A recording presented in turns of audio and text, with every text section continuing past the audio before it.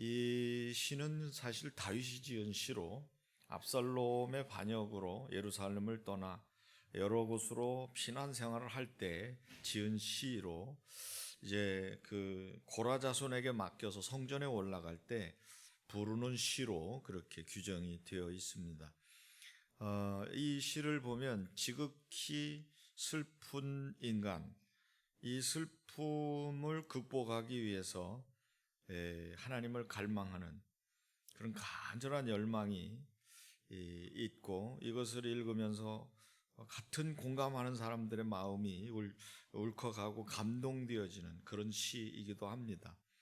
고통 속에 부르짖는 이 다윗의 진실한 모습이 우리 모든 보는 이들로 하여금 같이 공감하며 하나님을 어떻게 하면 찾고 또 어떤 방법으로 이 고뇌와 슬픔을 물리쳐 주시는지를 그의 고백을 통해 또다시 우리에게 말씀으로 주어지는 것인 줄 믿습니다. 다윗의 특징은 솔직함에 있다고 그랬죠. 이 충청도 사람들이 조금 힘들다고 그래요. 전라도로 내려가면서 옛날에도 보면 들판에 2층으로 빨간 벽돌 예배당이 지어진 걸 보고 이 전라도가 굉장히 교회 교세가 세구나. 전라도는 장로교가 세죠. 충남 지역은 감리교가 셉니다. 대전은 그냥 다 섞여 있고요. 근데 이제 목회를 하는 분들이 이제 그런 얘기를 해요. 목회가 제일 힘든 데가 대전이랍니다. 여러분, 우리가 이 대전에서 이만큼 한다는 건 대단한 거예요. 충북 청주만 가도요, 양반의 도시, 그리고 청주 사람들이 면, 군, 여기서 나와서 괜찮은 사람들은 전부 청주 시내 모여 살아요. 딱 그 사람들이에요. 그리고 예의가 아주 반듯하죠. 그런가 하면 또 이렇게 결집이 잘 되는 분들이 전라도 분들입니다. 이분들은 어디서든지 아주 결집이 잘 돼요. 아주 굉장한 장점이거든요.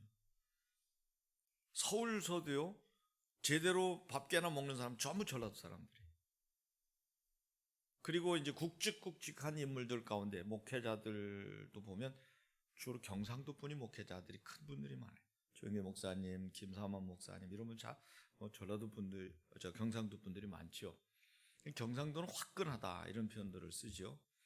근데 이제 충청도는 참 그런 거예요. 이게 아싸라지를 못해가지고 물건을 사러 들어오면 전혀 알 수 없는 사람이 충청도 사람이래요. 살띠기하다. 다음에 올게요. 그러고 간대요. 그리고 어떤 때 보면 안 살 것 같아가지고 대충 했는데 줘봐요. 그러고 또 사가지고 간대요. 그래서 장사하는 사람들이 잘 골 때리는 게 이 충청도 사람들이래요. 근데 여러분, 목회도 제가 여러 곳 다녀보지는 않았지만 좀 가보면요, 우리 충청도 분들이 제일 착해.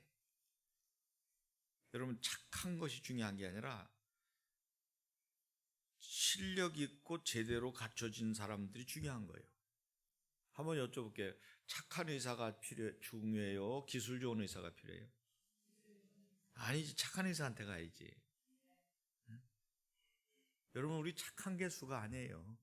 정확한 게 중요한 거지. 신앙생활을 정확하게 해야 돼. 근데 충청도의 장점은 있어요. 안 변하는 거. 한 번 딱 하면 끝까지, 손해를 봐도 끝까지 안 돼요. 안 돼요로 끝까지 가는 거. 이거는 아주 장점이에요. 끝까지 견디는 자가 구원을 보리라. 그랬으니까. 우리 교회도 여러분 33년 동안 오면서 왜 어려운 일이 없었겠어요? 그래도 끝까지 믿어주고, 끝까지 내 교회라고 생각하고, 끝까지 여러분 견딘 분들이 오늘날 다 직분자 되고 교회 안에서 큰 축복을 받고 있잖아요. 그게 바로 장점이죠. 이제 여러분, 이 다윗의 특징은 전라도 사람도 아니고 경상도 사람도 아니고 충청 사람도 아니에요. 그는 진실한 사람, 솔직한 사람, 그리고 하나님 앞에 그냥 하나도 어린아이처럼 숨김없이 다 토해내는, 이게 이제 하나님 볼 때는 좋은 거예요. 하나님 앞에서 어른 행세해봤자 소용없고, 하나님 앞에 있는 척 해봤자 하나님만큼 없고요. 하나님 앞에 아는 척 해봤자 여러분 10길 물속을 알아도 한 길 사람 속을 모르는데, 하나님은 우리 중심을 보시거든요. 그렇기 때문에 이 다윗이 이 고통을 받았던 그 모습은, 여러분 이제 압살롬 아들이 쿠데타를 일으키고 그를 주변에서 압살롬을 움직여가지고 쿠데타를 일으키게 한 사람들이 이 포진에 있으면서 다윗을 괴롭히는 거거든요. 그러니까 주변 환경으로 인해서 낭만케 하는 대표적인 인물이에요. 또 사람을 통해서, 믿는 사람들을 통해서 배신당하고 아픔을 겪는 인물 중에 하나가 바로 다윗이었던 거죠. 근데 다윗은 하나님에게 중심이 인정돼 가지고 기름 부음을 받고 왕으로 그가 이제 세움을 받게 되는데, 오늘 다윗은 이 시편을 쭉 읽어 보시면 그의 고뇌를 낭만케 하는 주변 환경에서 이걸 좀 더 나누면, 이 슬픔의 고뇌가 찾아낸 눈물을 많이 얘기해. 다윗은 눈물의 병에 눈물이 담긴다 이런 표현도 썼고요, 눈물 얘기를 많이 합니다. 눈물을 잘 운 사람이에요. 잘 우는 분이, 여러분 하나님 볼 때는 잘 울어야 돼요. 근데 여러분은 잘 안 울잖아요. 옛날에는 잘 울었는데 요즘에는 기독교인들이 부흥회 때도 안 울어요. 부흥회 때 여러분 사실 울어요. 저 고등학교 때 부흥회 때 제가 북을 쳤는데요, 외부 강사가 이제 오셔서 부흥회를 하는데 맞아 죽는 줄 알았어요. 이 목사님이 기도시켜놓고 돌아다니면서 어떻게 한 줄 압니까? 통성기도 시켜놓고 에게 그리고 등허리를 때리는데요, 얼마나 아프게 때리는지 몰라. 그러면 막 쫙 또 막 기도하고 나면 또 가가지고 등허리 또 한 대 때리면 또 그 사람도 쫙 하고, 어떤 사람은 너무 세게 맞아가 막 들어나가지고 쫙 난리가 나는 거예요. 그러면 이제 대부분 대성통곡을 하는 거예요. 눈물 받아내죠. 근데 요즘에는 눈물이 말랐어요. 눈물이. 다윗은 잘 울었던 사람이에요. 히스기야도 잘 울었어요. 여러분 잘 우는 사람이 상대방을 감동시키고, 지난번 여러분 보세요. 본국교에서 그 목사님 우니까 다 울잖아요. 여러분 눈물이 사람을 감동시키는 거예요. 하나님 앞에 이 눈물을 잘 흘리는 사람이 누구냐? 다윗입니다. 히스기야도 잘 울었고, 여러분도 쓸데없는데 눈물 흘리지 말고, 애통하는 자는 복이 있나니 저희가 위로를 받을 것이니라. 하나님 앞에서 애통하는 거예요. 그래서 여기 보면 다윗의 고통을 세 가지로 나눈다면, 첫째는 슬픔의 고통입니다. 슬픔의 고뇌를 당했어요. 3절에 보시면 사람들이 종일 내게 하는 말이 내 하나님이 어디 있느냐 하오니 내 눈물이 주야로 내 음식이 되었도다. 눈물 젖은 빵을 먹어보지 않은 사람은 인생을 논할 자격이 없다고 한 말처럼, 밥 먹을 때 눈물이 나가지고 밥하고 그냥 같이 먹는 음식이 됐다는 얘기예요. 성경에 울며 씨를 뿌리는 거, 눈물을 흘리며 씨를 뿌리는 거 다 같은 내용이거든요. 그러니까 눈물을 많이 흘렸던 이 슬픔이 있다는 거예요. 슬픔이 왜 찾아와요? 사실은 억울한 데서 나오는 눈물이죠. 외로움에서 오는 눈물. 신세가 처량하고 정말 어떻게 보면 비통해서 오는 눈물입니다. 그래서 사람들이 네 하나님이 어디 있냐 말이에요. 네가 하나님 섬긴다면 하나님이 어디 있느냐고 이렇게 말하는 것이 얼마나 마음 아프겠어요. 하나님은 그게 아닌데 이 사람들이 지금 나 때문에 하나님을 욕한다. 거기서 또 눈물이 나는 거죠. 그럼 하나님은 나를 이대로 그냥 두실 건가? 라는 궁금함에서 또 눈물이 나는 거고, 이렇게 저렇게 종합적인 눈물이 그냥 늘 흘러서 내 음식이 되었다 그 말이에요. 9절에도 보면 원수의 압제로 말미암아 슬프게 다니게 합니까? 원수의 압제를 당할 때 힘이 없으니까 그냥 슬픈 거요. 슬픈 거. 슬프니까 우는 거죠. 슬프게 다니게 하십니까? 이게 이제 슬픔의 고뇌인데, 여러분도 슬플 때가 많이 있을 텐데 다윗처럼 여러분 이 해결하는 방법을 찾아내시기를 축원합니다. 두 번째는 고통의 고뇌인데 10절에 보면 내 뼈를 찌르는 칼같이, 여러분 뼈를 찌르는 칼같이는 이 살이 다치는 거하고 뼈가 다치는 거하고는 강도가 틀려요. 살은 좀 지나면 아물어요. 근데 뼈가 부러지거나 금이 가거나 뼈가 이렇게 골절이 되면 이게 보통 한 달 이상, 기본이 한 달 이상입니다. 몇 달씩 갑니다. 분쇄된 거는요, 이건 6개월씩만 가는 것도 있어요. 기본 두세 달 가는 건 뻔하니까. 근데 뼈를 칼같이, 뼈를 찌르는 칼같이, 내 뼈를 찌르는 칼, 칼이 뼈를 찌른다. 여러분 이게 얼마나 아픈가. 다리가 부러질 때 짝 소리가 나더라고요. 딱 디뎠는데 미끄러지면서 쫙 하는 소리가 나는데 등을 해서 식은땀이 쫙 나는데 사람들은, 목사님들은 옆에서 주물러 그래. 내가 주물르지 말라고. 내가 나를 알잖아요. 난 뼈를 한 번도 부러져 본 적이 없는데 짝 소리가 나는데 뼈가 부러진 게 느낌이 오는 거예요. 등을 식은땀이 쫙 나면서 힘이 쫙 빠지는 거예요. 그래서 사람들이 막 만지려고 그러는데 뼈 부러질 때 함부로 만지면 큰일 나거든요. 가만히 있으라고. 그 이제 부축을 해가지고 그 앞에 이제 평강정형외과 가서 사진을 찍어보니까 뼈가 두 개가 있는데 큰 거는 괜찮은데 작은 게 받치는 게 똑 부러진 게 이렇게 어긋난 게 표시가 나더라고요. 뼈를 부러질 때 그 느낌, 여러분 다칠 때, 뼈를 다칠 때 느낌은요, 살 다칠 때 하고 느낌이요, 살은 통증만 느낀다면 뼈가 골절되거나 뼈가 어떤 기계로 다칠 때는요 전율이 와요 몸에. 그 다쳐볼 때, 그죠? 집사님 다쳐볼 때 손가락, 그죠? 목사님 뭘 어떻게 기억하지? 다 알고 있거든요. 어디 갔어? 경민이 어땠어? 탁 디디니까 어때 느낌이? 틀리지? 그냥 아픈 거하고 뼈가 딱 문제가 됐을 때는 몸이 그냥 짜릿하면서 이상한 느낌이 와요. 그 통증이 아주 안 좋아요. 문제가 온 거, 뼈를 찌른다. 뭘로? 칼로? 그런 내 뼈를 찌르는 칼같이 사람들의 비방하는 소리, 조롱하는 소리, 직접 칼로 찌르는 게 아니에요. 여러분 사실 뺨 한 대 얻어맞으면 그때뿐이에요. 기분 나빠요. 근데 말로 사람을 괴롭히면요 이건 아주 오래 가는 거예요. 그래서 다윗은 내 뼈를 찌르는 칼같이 원수들이 나를 괴롭히고 있다고 하나님께 그 고뇌를 토하면서 자기 자신의 고통을 지금 토로하는 거예요. 그 다음에 세 번째는 비방의 고뇌를 그가 표현했는데요, 내 대적이 나를 비방하며. 비방이 이렇게 안 좋은 거예요. 여러분 남을 비방할 때는 재미가 있어 짜릿하지만 비방을 여러분 받는 사람은요 이게 피가 마르는 거예요. 뼈를 칼로 찌르는 것 같은 거예요. 그래서 이렇게 생각하세요. 여러분의 입에 자꾸 남에 대한 비방이 나오거든, 내가 지금 칼로 저 사람의 허벅지를 지금 뼈를 찌르는구나, 이렇게 생각하면 비방이 안 나올 거예요. 아시겠어요? 내가 시퍼런 칼로 저 사람의 가장 예민한 허벅지, 환도뼈 있는 거기를 막 칼로 뼈를 찌르는 거다. 왜? 내가 비방하면. 비방은 안 좋은 거거든요.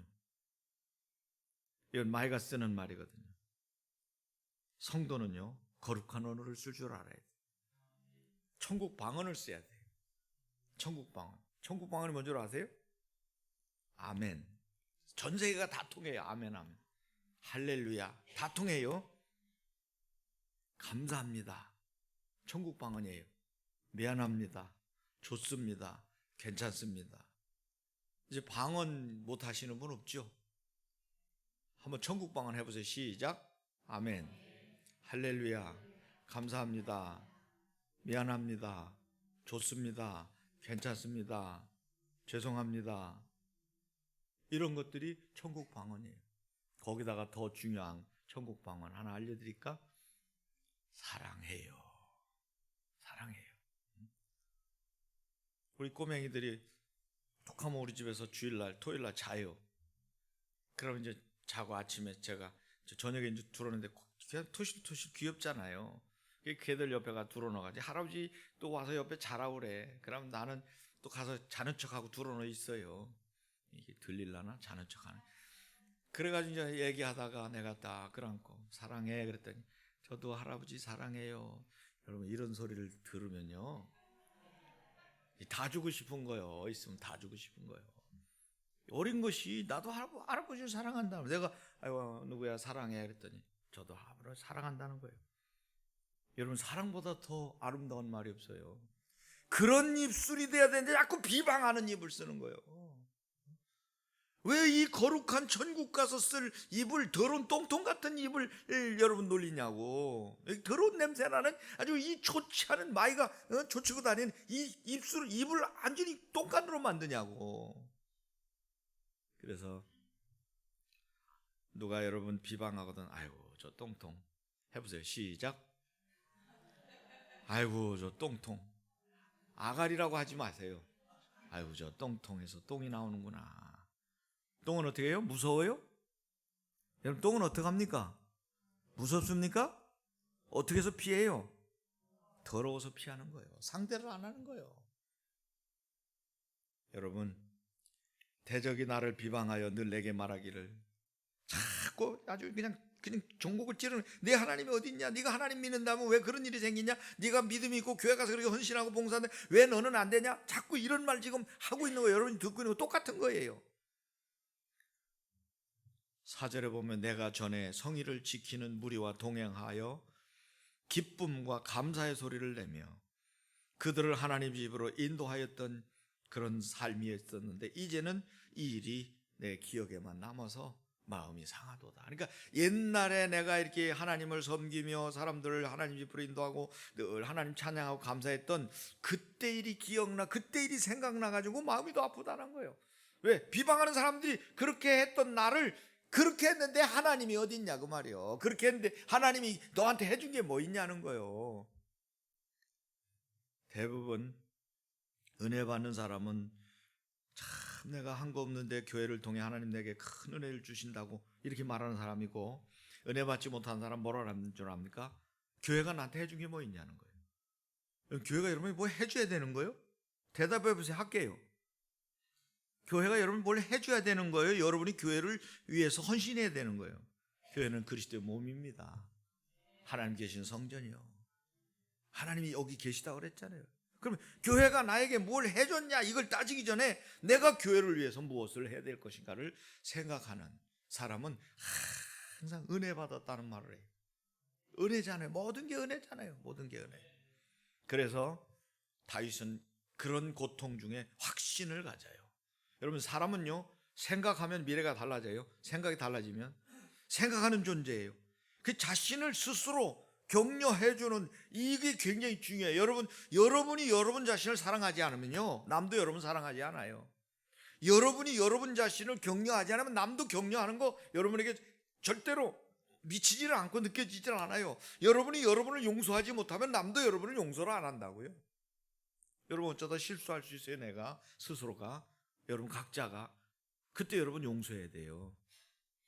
여러분이 끝난 것처럼 파괴적인 언어로 여러분 짓 뭉개면요 여러분 그대로 되는 거예요. 괜찮아, 어쩌다 실수할 수 있지, 안 하면 되지, 털고 일어서는 이런 고백을 여러분들이 스스로 하면서 자기를 위로해주고, 다 잃는 거예요. 어쩌다 그랬어, 다음부터 그러지 마라. 내 속에 속사람을 향하여 내가 말해주는 거예요. 다윗은 보세요 11절 내 영혼아, 영혼한테 말하는 거예요. 사람은 육만 있는 게 아니에요. 영혼이 있어요. 영이 있다고요. 내 영혼아, 하나님 계신 영과 내 정신을 영혼이라고 그러잖아요. 그럼 내가 어찌하여 낙심하며 어찌하여 내 속에서 불안해하는가? 너는 하나님께 소망을 두라. 나는 그가 나타나 도우심으로 말미암아 내 하나님을 여전히 찬송하리로다.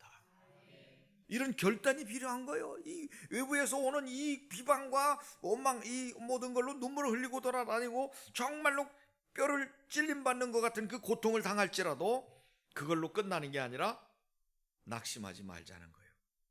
끝이 아니라는 거죠. 하나님께 소망을 두고 하나님 도우심을 기대한다. 내가 하나님을 찬송하게 될 것이다. 그래서 여러분, 연천에 보면 이제 어떤 그 전 무슨 집사님이라고 하는 분이 계세요. 근데 이분이 2만 마리의 그 양계장을 가지고 있었는데, 그 연천이 그 범람하면 거기가 이렇게 수해가 잘 난다고 그래요, 연천. 그래서 그 해도 이제 홍수가 나가지고 2만 마리의 가축이 병아리가 다 물에 떠내려가고, 아니 축사가 다 무너져 버린 거예요, 양계장이. 그 좌절하고 낙마하고 있는데, 그래도 이제 이렇게 사는 것들을 추려 보니까 200마리가 있더래. 200마리. 2만 마리에서 200마리 남은 거예요. 그리고 강아지가 꼬리를 흔들면서 흙 대비가 된 강아지가 꼬리를 흔들면서 주인에게 나타나더니 그 강아지 뒤에 고양이가 또 이렇게 나오더라는 거예요. 그렇게 개들을 끌어안고 눈물을 흘리다가 주섬주섬 이렇게 흙더미를 치우다 보니까 일기장이 나오는 거예요. 양계 일기장. 양계 하면서 자기가 늘 기록해. 양계 일기장. 좋다. 나한테는 200마리의 닭이 있고 일기장이 있다. 그리고 나를 반겨주는 강아지와 고양이가 있으니까 나는 다시 재기할 수 있다. 물론 그 사람에게는 뭔가 믿음이 있었겠죠, 하나님에 대한. 근데 그가 말한 바로는 그렇게 기록이 되어 있어요. 그래서 그가 그걸 딛고 일어나서 다시 떨고 일어나서 다시 양계로 성공한 인물이 됐다는 글이 있어요. 거기서 낙마하고 좌절하면 아무것도 없어요. 근데 200마리를 보고 소망을 품고 거기서 다시 재기할 마음을 먹을 때 그 삶은 바뀌어지는 거죠. 여러분도 낭망하고 계시면 안 돼요. 울면서도 씨를 뿌려야 거둘 게 있는 거고, 그냥 여러분이 엉망진창으로 무너져도 교회에 나와야 은혜가 되는 거예요. 올 때는 힘들어도 갈 때는 평안하잖아요. 오기 싫었는데 갈 때는 기쁘잖아요. 잘 왔구나 생각하잖아요. 우리 왜 어르신들 보면요, 오늘은 진짜 아파서 못 오려고 그랬는데 못 올 것 같았는데 왔더니 은혜 받고 간다고 고마워하시는 거예요. 잘 왔다고. 그래서 제가 등을 쓰다듬어 드리면서, 그러니까 다음에도 빠지지 말고 꼭 오세요. 그랬더니 그럼요. 안 오려고 했는데 왔더니 너무 좋다는 거예요. 여러분, 하나님은 살아계셔요. 그래서 이가 어떻게 하나님을 섬길 것을 그가 고백하냐면, 하나님께 자신을 이렇게 표현해요. 하나님이여, 사슴이 시냇물을 찾기에 갈급함같이 내 영혼이 주를 찾기에 갈급하나이다. 그러면서 내 영혼이 하나님 곧 살아계시는 하나님을 갈망하나니 내가 어느 때에 나아가서 하나님의 얼굴을 배울까. 여러분, 갈망이라는 말은 간절하고 애타게 바라는 것이라고 그래요. 이제 여러분, 사슴이 시냇물을 찾는다, 또 사슴이 이제 갈급한 시냇물을 찾는 것처럼 갈급하게 하나님을 찾는다라는 이런 말씀을 보면, 사슴이 풀을 먹고 사는 동물인데 이스라엘 나라는 여름이 되어서 결국 이제 3월부터 10월까지 비가 오지 않으니까 땅이 갈라지고 풀이 자라지 않아서 먹을 것이 없지만, 그러나 아주 먹을 게 없는 게 아니래요. 가시가 달린 떨기나무가 생존하는데, 가시가 달린 떨기나무가 말라서 굳어 있으니까 얼마나 딱딱하겠어요. 이 딱딱해서 먹을 수 없지만 사슴이 배가 고픈데 어떡하겠어요. 가시가 달린 떨기나무라도 가서 가시에 찔리면서 뜯어 먹는다는 거예요, 살기 위해서는. 여러분, 이게 목마름인데 우리의 영혼이 살아나기 위해서는 하나님이 주시는 은혜를 갈망해야 되는 겁니다. 그때 살아나는 거예요. 그때 하나님의 은혜가 임하는 거예요. 그래서 결국 8절에도 보면 낮에는 여호와께서 그의 인자하심을 베푸시고 밤에는 그의 찬송이 내게 있어 생명의 하나님께 기도하리로다. 바울 사도가 이와 똑같은 모습이잖아요. 낮에 직사하게 얻어맞고 복음 전하다가 착고에 채워서 깊은 감옥에 던져졌는데 그가 밤중에 기도하고 찬송했더니 옥문이 열리는 거예요. 낮에는 하나님 기뻐하시는 일을 했는데 그 일로 인해 고통당하고, 밤에는 그가 기도하고 찬송하니까 옥문이 열린 거예요.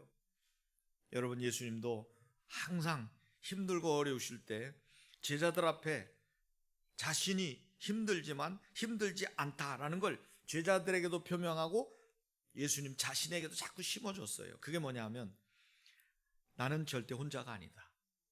굉장한 단어예요. 굉장한 확신이라고. 나는 절대 혼자가 아니다. 너희들이 다 나를 혼자 둘 때가 오지만 그래도 나는 혼자가 아니다. 왜? 하나님 나와 함께 하신다. 그래서 하나님께서 절대 자기를 혼자 두지 아니하신다는 고백을 했고 나는 하나님이 기뻐하시는 일을 지금 하고 있다. 그렇기 때문에 하나님 나를 절대로 그냥 두시지 않는다. 그 다음에 마지막에 하시는 순간순간마다 기도하시면서 예수님이 마지막에는 다 이루었습니다. 이걸 다 이루었다. 이렇게 하고 하나님 앞에 이제 부탁을 드리고 마지막 기도를 어떻게 하지요? 내 영혼을 아버지 손에 부탁하나이다. 이렇게 말하고 예수님 기꺼이 숨을 거두셨어요. 얼마나 당당한 거예요. 내가 억울하게 죽는 사람이라면 그런 말 못하는 거예요. 다 이루었습니다. 다 이루었다 이렇게 말하지만 실제적으로 아버지 부탁하신 구원의 길을 내가 죽음으로 다 이루었습니다. 나 이제 죽습니다. 내 영혼을 아버지 손에 부탁합니다. 이 말은 내가 아버지께로 갑니다. 아버지 나 죽지만 아버지가 나를 다시 살리실 줄 믿습니다. 이거거든요. 예수님도 그랬는데 여러분도 하나님이 계십니다. 우주 만물을 통치하시는 분, 생사화복을 주장하시는 분, 태양과 달을 멈추시는 분, 홍해를 가르시는 분, 혈류병을 고치시는 분, 전능하신 하나님이세요. 그 하나님이 여러분을 누구보다도 사랑하시는 줄 믿고 힘을 내시기를 바랍니다. 그러면서 이제 다윗은 이런 가운데서도 그가 늘 찬양을 했어요. 여러분 찬양을 했는데 시편 23편도 똑같은 상황에서 부른 거 아닙니까? 그가 말한 대로 보세요. 내가 사망의 음침한 골짜기를 다닐지라도 해를 두려워하지 않을 것은 주께서 나와 함께 하심이라. 여러분 어떤 상황에서도 주님이 나와 함께 계신다는 것을 여러분 느끼신다면 여러분은 주님을 앙망하는 거고 하나님께 소망을 두는 거예요. 그래서 신앙으로 고난을 극복하고 인내하는 사람들은 결국 승리하지만 신앙으로 극복하지 않고 감정이나 세상적인 방법으로 극복하려고 하는 임시변통은 되지만 그게 영원히 그 고통에서 헤어나올 수가 없고 멸망에 처하는 거예요. 그래서 다윗은 역경 속에도 찬양하는데 두 가지를 찬양합니다. 첫째는 잘 들으세요. 역경 속에서도 하나님을 찬양하는 그건 바로 귀한 믿음이죠. 그의 믿음. 역경을 주시는 하나님의 그 깊은 의미를 찬양하는 거예요. 우리가 생각할 때는 원망해야 되는데 이렇게 역경을 주시는 하나님의 뜻이 계실 것이다. 하나님의 뜻을 바라보는 겁니다. 이게 결국 첫 번째 다윗이 하나님을 역경 속에도 찬양하는 아주 귀한 믿음을 가진 거고, 그 다음에 두 번째는 그가 찬양을 통해서 역경 속에서 하나님을 찬양하는 다윗은 그런 역경을 통해 하나님이 자기를 완벽하게 만드시는 섭리라는 것을 드러내는 찬양이었다는 거예요. 그래서 여러분들이 어려울 때 믿음을 보이면 그게 귀한 믿음이고요. 좋을 땐 누군 못하겠어요. 역경을 맞이했을 때 역경을 통해서 다시 신앙이 성숙해지는 모습을 보이는 것, 그거 역시 하나님의 섭리라는 걸 깨닫는 건데 흔들리지 않는 거죠. 어떤 어려움이 와도 흔들리지 않는 것. 그게 뭐라 그랬어요? 담대함이라고 그랬어요. 그게 원숙함이고 그게 배짱이고 그게 믿음이고 그게 요새를 구축하는 거고 흔들리지 않는 거라고 그랬어요. 우리는 흔들리는 데다 소망을 두면 안 돼요. 흔들리지 않는 하나님께 소망을 두면 어제나 오늘나 영원토록 변함없으신 그분이 여러분을 완벽하게 여러분이 상상도 못하는 방법으로 홍해 앞에서도 가만히 있어라. 하나님이 어떻게 하실 거다. 그대로 하셨잖아요. 태양과 달이 멈췄으면 좋으니까 그냥 선언했어요. 태양과 달아 멈춰라. 멈춰버렸어요. 하나님을 믿고 말하는 대로 너희 말이 내 귀에 들린 대로 내가 너에게 행하리니. 그래서 날마다 여러분 긍정하시고 날마다 잘된다 믿음으로 여러분 선언하시면서 소망을 하나님께 두고 담대함으로 세상을 이겨나가시기를 축원합니다. 아버지 하나님, 오늘도 이 말씀으로 우리 성도들을 축복해 주심을 감사합니다.